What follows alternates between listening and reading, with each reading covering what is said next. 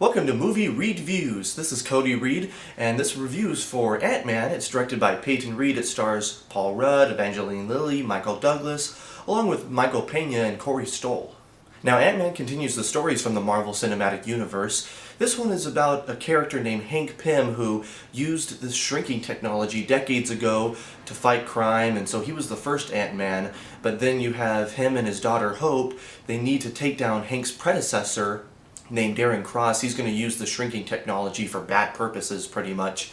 And they need someone to infiltrate the organization, since Hank isn't the main guy anymore. It's Darren Cross. So they need someone to infiltrate the company, to go and steal the suit, the upgraded suit, basically, so that it's not used for bad. So Hank and Hope, the father-daughter duo, they recruit Scott Lang, played by Paul Rudd. He's a thief/burglar, and they need his skills to go and get the suit, so that way they can save the day and stop Darren from his evil plans. So Hank passes down his original Ant-Man suit to Scott Lang, who needs to learn how to use it, because it shrinks you down to the size of an ant, but you also have the strength of an ant, who can lift like 500 times their weight, and so you might shrink down, but actually your strength increases. And so he passes this down. Scott has to learn how to use it. Hank is like his mentor, and Hope has some other skills to help Scott along. But that's not all, because that's only 3 of them. They need a few other people, and so Scott has a few of his friends, his thief buddies, who help him. And they're okay, except for Michael Pena, who is hilarious in the movie. You'll see he has some of the best laughs. Like I mentioned, the side gang is all like okay, except for Michael Pena. He's great. But then you have the 3 leads as well. You know, Scott Lang is perfectly portrayed by Paul Rudd. He has a good mix of humor as well as sincerity. He's trying to do all this for his daughter. He's trying to become a better man. And you have Hope and Hank, which are trying to develop their relationship a little bit more, because it's kind of rocky. And that's the next point I want to make. There's a lot of relationships in this movie. It's about Scott and his daughter trying to reconnect. It's about Hank and his daughter Hope trying to reconnect. It's about Scott and his mentor Hank. It's also between Hank and Darren, because Darren looks up to Hank as well, but he just has some other motives. So there's a lot of relationships going on. That also leads me to Darren Cross. It's played by Corey Stoll. He does a good job portraying the character. Corey Stoll's a great actor, but I thought Darren Stoll was just kind of like a one-note character. Again, Marvel kind of has these one-note villains, and Darren was kind of evil. Even from the start, you can tell, like, oh, he's going to be bad. He's like, oh, well, I have this suit, and I'm going to use it, and you hid it from me, and it was just, even from the start, you could tell he was going to be bad.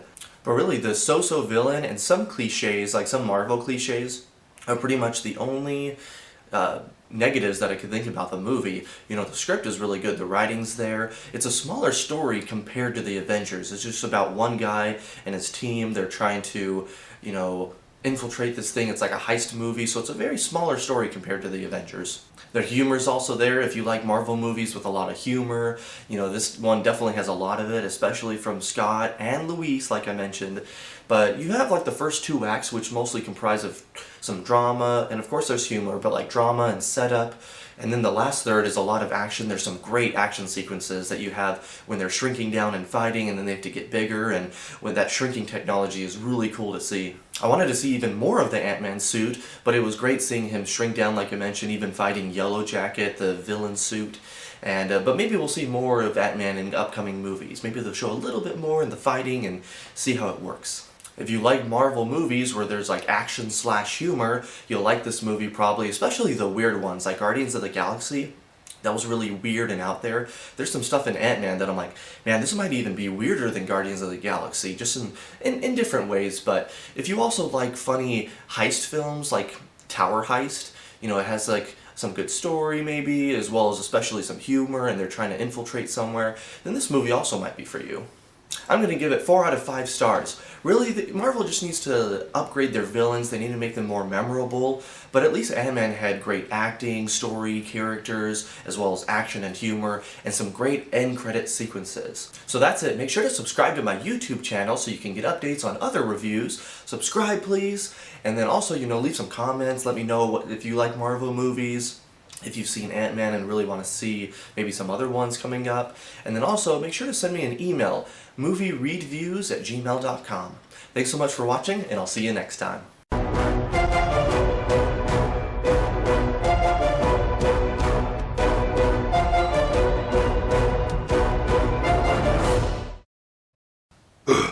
I'm Batman. I guess Ant-Man's okay, but I think they're just trying to copy my name. Ant-Man, Batman, Ant-Man, Batman. It's kind of similar, you know. But I'll give this one 3 out of 7 bats.